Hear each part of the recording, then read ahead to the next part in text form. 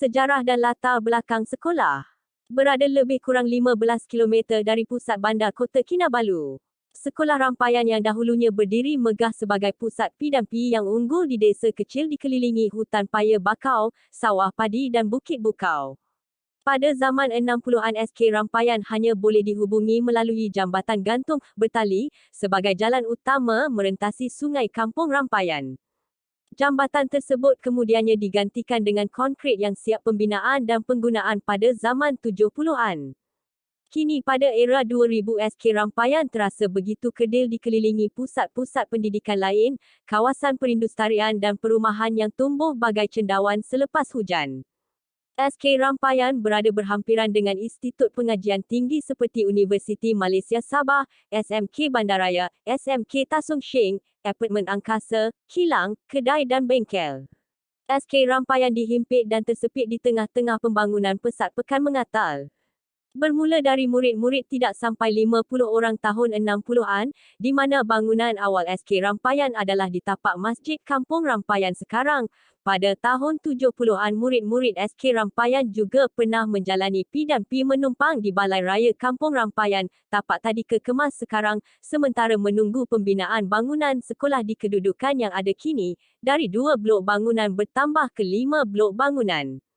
Banyak usaha-usaha dirancang dan dijalankan untuk membangunkan dan menceriakan SK Rampayan oleh guru besar yang merajui Suk Rampayan dari dulu hingga sekarang. Dari segi keceriaan sekitar tahun 90-an hingga 2000, SK Rampayan bolehlah dikatakan sebagai sebuah sekolah yang cantik dengan adanya teman-teman kecil, kolam ikan dan pondok rekreasi yang ceria. Suasana sedemikian tidak dapat dikekalkan kerana memenuhi keperluan semasa yang lebih mendesak agar taman-taman kecil tersebut terpaksa dirobohkan untuk dijadikan sebagai tapak kereta dan aktiviti P&P.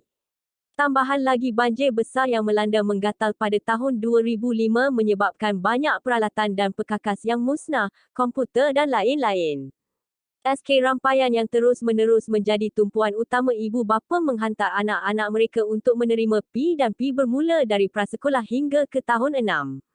Murid-murid yang bersekolah di sini bukan hanya anak-anak dari Kampung Rampayan sahaja malah dari kampung lain seperti Kampung Delima, Kampung Suangparai dan dari kawasan perumahan lain di sekitar SK Rampayan. Oleh kerana keluasan sekolah tidak sampai 2 ekar begitu menyulitkan aktiviti P&P terutama sekali dengan pertambahan murid dari tahun ke tahun. Dengan jumlah murid mencecah 566 orang dan guru-guru seramai 36 orang.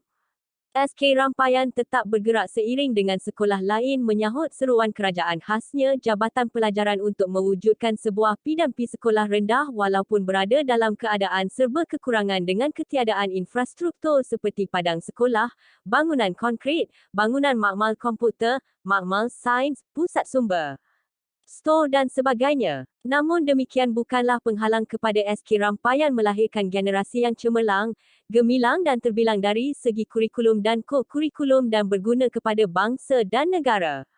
Tidak dinafikan ramai murid-murid SK Rampayan yang telah menempah nama mengharumkan sekolah dengan mewakili sekolah ke pertandingan di peringkat zon, daerah, bahagian malah negeri dalam pelbagai aktiviti seperti sukan, kebudayaan dan akademik. Hasil daripada tunas yang disemai di peringkat sekolah rendah inilah ramai murid-murid di Kampung Rampayan dapat menjadi murid berjaya, mempunyai karya, menceburi bidang pekerjaan di jabatan kerajaan dan swasta malah ada di antaranya memegang jawatan tinggi, merentasi status ekonomi masyarakat kampung yang sebahagian besar terdiri dari nelayan dan buruh kasar.